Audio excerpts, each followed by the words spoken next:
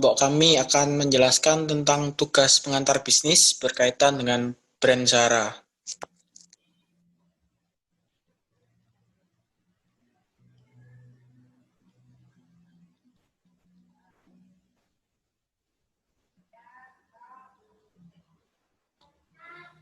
Yang pertama di bidang aliansi dan perjanjian dagang.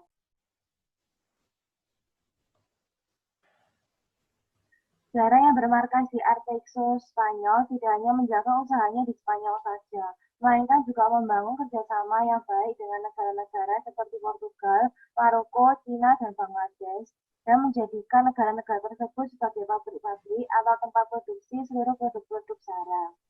Selain itu, Zara juga membuktikan kekuatan kerjasama mereka dengan negara-negara yang dapat dilihat dari jaringan distribusi mereka. Zara dapat mendistribusikan seluruh barang mereka ke penjuru Eropa hanya dalam 24 jam, dan ke Amerika Utara dan Asia hanya dalam waktu 40 jam. Tidak hanya itu, Zara juga bekerja sama dengan banyak organisasi internasional, beberapa di antaranya adalah IOP, ITUC, Industrial Global Union, dan yang terakhir adalah AINA.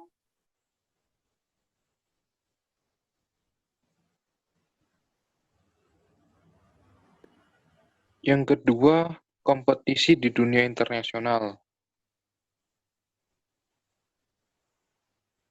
Lalu di bawah kendali Ortega, perusahaan Zara memiliki strategi khusus yang dijuluki fast fashion untuk memenangkan persaingan di pasar yang ketat, yaitu dengan memproduksi baju secara cepat sesuai dengan tren yang sedang diminati oleh pasar. Setelah itu, di bawah pimpinan Inditex, Zara membawahi beberapa merek ternama, seperti Massimo Dutti, Pull&Bear, Stradivarius, dan Bershka. Dengan terobosan ini membuat Zara menggurita ke penjuru dunia. Kemudian, perusahaan Zara mulai melakukan ekspansi masif yang membuat keuntungan bagi sang pemilik Zara. Yang ketiga, faktor dan struktur keterlibatan bisnis internasional. Faktor yang menentukan Zara melakukan bisnis internasional. Jadi Zara banyak bekerja sama dengan negara berkembang dan sekarang juga sedang memperluas relasinya. Zara ini dikenal sebagai salah satu fast fashion brand terlaris dan terbesar di dunia. Zara menerapkan strategi bisnis kelangkaan buatan, sehingga cara itu bisa meningkatkan daya beli masyarakat, dan juga menghasilkan pangsa pasar yang luar biasa, dan mendapatkan untung yang sangat besar dari penjualannya.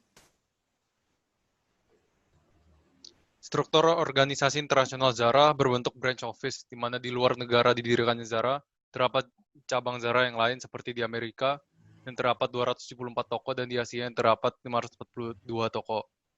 Tingkat keterlibatan internasional Zara.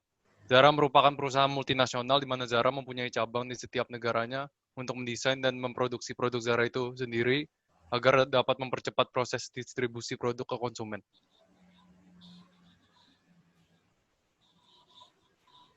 Yang keempat, pentingnya lingkungan budaya.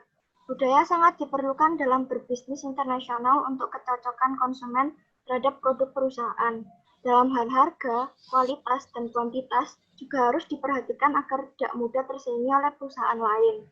Dalam kasus ini, kami mengambil perusahaan Zara sebagai tolak ukur. Dilihat bahwa perusahaan Zara di tiap negara memiliki model pakaian yang berbeda sesuai budaya negara tersebut untuk dipasarkan. Tidak lupa dengan harga yang terjangkau, namun tetap dengan kualitas barang yang bagus agar tidak tersaingi oleh perusahaan lain atau barang KW.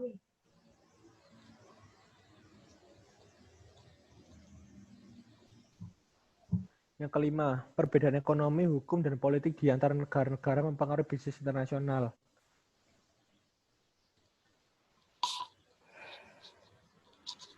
Di bidang ekonomi, banyak penduduk negara-negara miskin yang tidak bisa menggunakan brand tersebut karena kesenjangan sosial yang ada di negaranya. Di bidang politik, pada tahun 1998 terjadi krisis moneter di Indonesia. Hal ini mengakibatkan para importir sulit untuk melakukan impor barang-barang dari luar negeri karena kurs rupiah yang jatuh pada zaman itu. Di bidang hukum, peraturan di Korea Utara mewajibkan warganya berpakaian sesuai dengan pakaian yang telah ditetapkan. Hal ini membuat warga Korea Utara tidak bisa menggunakan brand tersebut.